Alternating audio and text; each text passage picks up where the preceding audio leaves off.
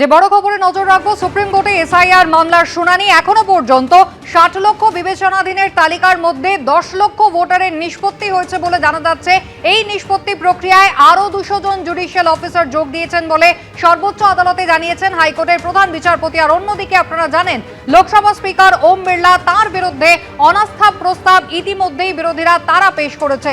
প্রস্তাবের পক্ষে দাঁড়িয়ে সমর্থন করেছেন 50 জন সাংসদ। প্রস্তাব পেশের অনুমতি দেওয়া হয়েছে বিরোধীদের। স্পিকারের বিরুদ্ধে অনাস্থা প্রস্তাব পেশ করলেন কিষানগঞ্জের কংগ্রেস সাংসদ মোহাম্মদ জাভেদ। লোকসভায় ডেপুটি স্পিকারের অনুপস্থিতি নিয়ে প্রশ্ন তুললেন বিরোধী সাংসদরা। ডেপুটি স্পিকার না থাকায় সাংবিধানিক সংকট তৈরি হয়েছে সংসদে, এমনটা দাবি করেছে কংগ্রেস। বিতর্ক থেকে বিরোধীরা পালাতে চায়, তাই এমন আচরণ করছে, পাল্টা অভিযোগ করেছেন রবিশঙ্কর প্রসাদ।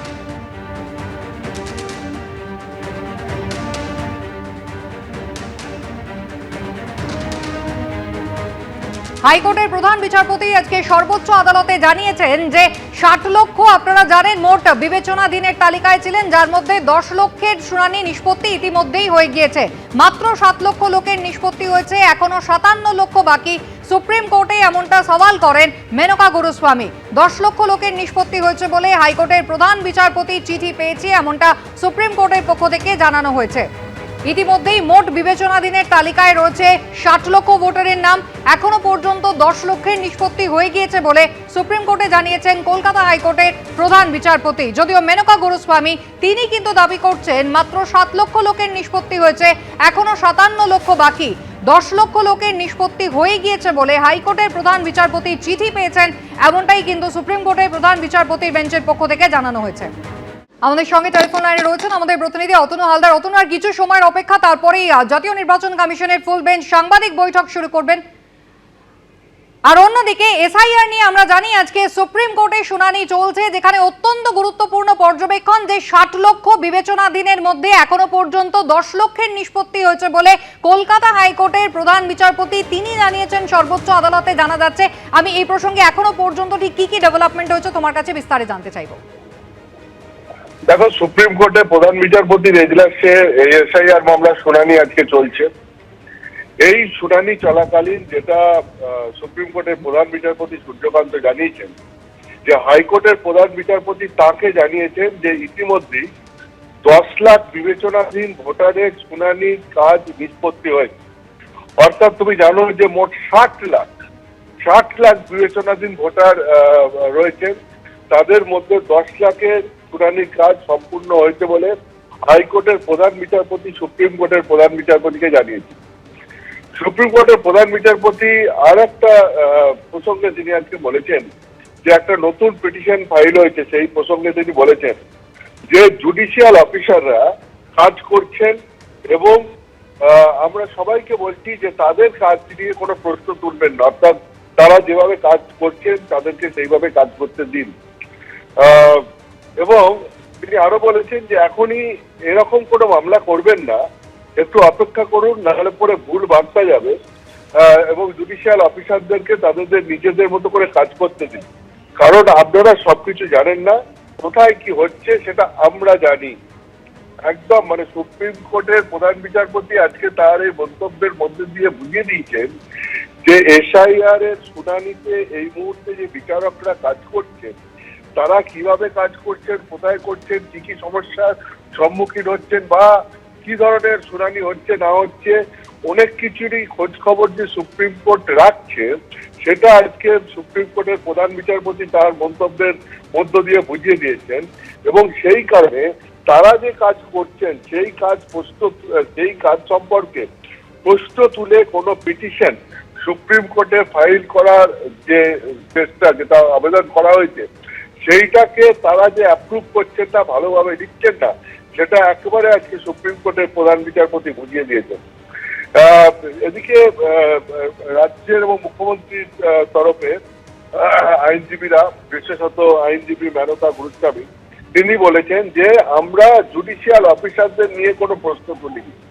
তাতে সুপ্রিম কোর্টের প্রধান বিচারপতি বলেন যে ভোটের আগের দিন পর্যন্ত যদি কোনো ভোটারের সমস্যার সমাধান হয়ে যায় তাহলে পরে তিনিও ভোট দিতে পারবেন। অর্থাৎ সময় আছে এবং সমস্যার সমাধান হলে পরে সমস্ত ভোটারই মানে যে সমস্ত ভোটারের সমস্যার সমাধান হয়ে যাবে, সেটা যদি ভোটের আগের দিন হয় তাহলেও তারা ভোট দিতে পারবেন বলে আজকে সুপ্রিম কোর্টের প্রধান বিচারপতি বলেছেন।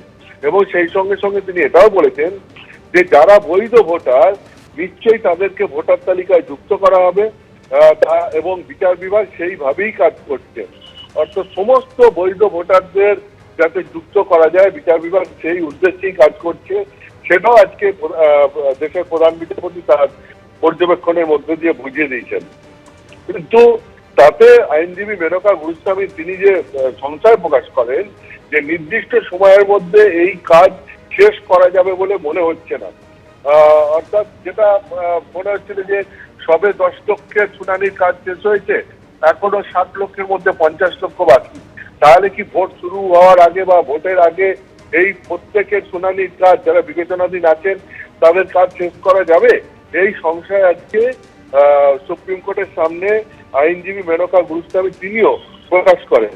তাতে সুপ্রিম কোর্টের প্রধান বিচারপতি সূর্যকান্ত বলেন যে জুডিশিয়াল অফিসারদের বিরুদ্ধে অভিযোগ করা হচ্ছে, অভিযোগ তোলা হচ্ছে।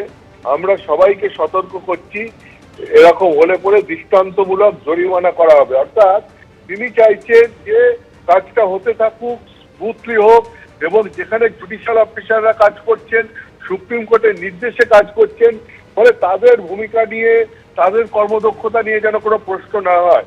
এবং যদি কেউ এই ধরনের প্রশ্ন তুলে থাকেন তাহলে তার যে দৃষ্টান্তমূলক জরিমানা করা হবে, সেইটাও আজকে সুপ্রিম কোর্টের প্রধান বিচারপতি সকলকে সতর্ক করে দিয়ে বলেছেন যে জুডিশিয়াল অফিসারদের বিরুদ্ধে অভিযোগ তোলা হচ্ছে, আমরা সবাইকে সতর্ক করছি, এবং এইরকম হলে পরে দৃষ্টান্তমূলক জরিমানা করা হবে।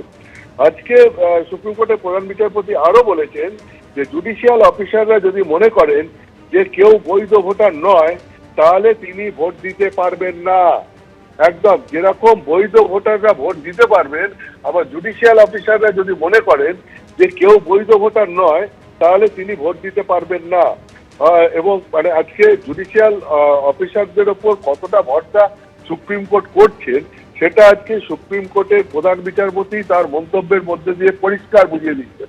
এবং তিনি এটাও বলেছেন যে শুধু রাজ্যের নয়, বাইরের রাজ্য থেকে অর্থাৎ উড়িষ্যা এবং ঝাড়খণ্ড থেকে 200 জন জুডিশিয়াল অফিসার নিয়ে আসা হয়েছে, তারাও কাজ করছে।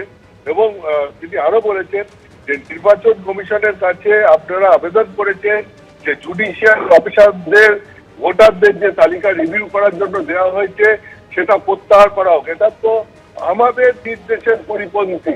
অর্থাৎ তিনি যেটা রাজ্যকে উদ্দেশ্য করে বলছেন বা মুখ্যমন্ত্রীকে উদ্দেশ্য করে বলেছেন আজকে সুপ্রিম কোর্টের প্রধান বিচারপতি সূর্যকান্ত, মানে তার আইনজীবীদের উদ্দেশ্য করে যেটা বলেছেন যে নির্বাচন কমিশনের কাছে আপনাদের তরফ থেকে আবেদন করা হয়েছে যে জুডিশিয়াল অফিসারদের ভোটারদের যে তালিকা রিভিউ করার জন্য দেওয়া হয়েছে সেটা প্রত্যাহার করা হোক। হ্যাঁ, এবং মানে অর্থাৎ এটা সুপ্রিম কোর্ট বলছে যে এটা আমাদের নির্দেশের পরিপন্থী। অর্থাৎ সুপ্রিম কোর্টের নির্দেশেই জুডিশিয়াল অফিসাররা কাজ করছেন। এখন জুডিশিয়াল অফিসারদের কাজ করতে গেলে তাদের ভোটার লিস্ট প্রয়োজন, বিবেচনাধীন কারা রয়েছেন তাদের লিস্ট প্রয়োজন। তো সেই লিস্ট যদি প্রত্যাহার করার জন্য নির্বাচন কমিশনের কাছে আবেদন করা হয় তাহলে সুপ্রিম কোর্ট মনে করছে যে এটা তাদেরই নির্দেশের পরিপন্থী, কারণ তাদের নির্দেশের ফলেই জুডিশিয়াল অফিসাররা তো কাজ করছেন। এছাড়াও তিনি আজকে খুব গুরুত্বপূর্ণ মন্তব্য করেছেন সুপ্রিম কোর্টের প্রধান বিচারপতি সূর্যকান্ত যে আমরা দুপক্ষের সততা নিয়ে এই মুহূর্তে সন্দেহান। অর্থাৎ অনেস্টলি কে কিভাবে কাজটা চাইছেন সেটা নিয়ে সুপ্রিম কোর্ট আজকে সন্দেহ প্রকাশ করেছেন। এবং দেশের স্বয়ং প্রধান বিচারপতি বলছেন যে আমরা দুপক্ষের সততা নিয়ে এই মুহূর্তে সন্দেহান। এবং তিনি আজকে আরো বলেছেন যে কলকাতা হাইকোর্টের প্রধান বিচারপতি তিনি প্রয়োজন মনে করলে কলকাতা বা পার্শ্ববর্তী রাজ্যের অবসরপ্রাপ্ত বিচারপতিদের দিয়ে ট্রাইব্যুনাল গঠন করতে পারেন।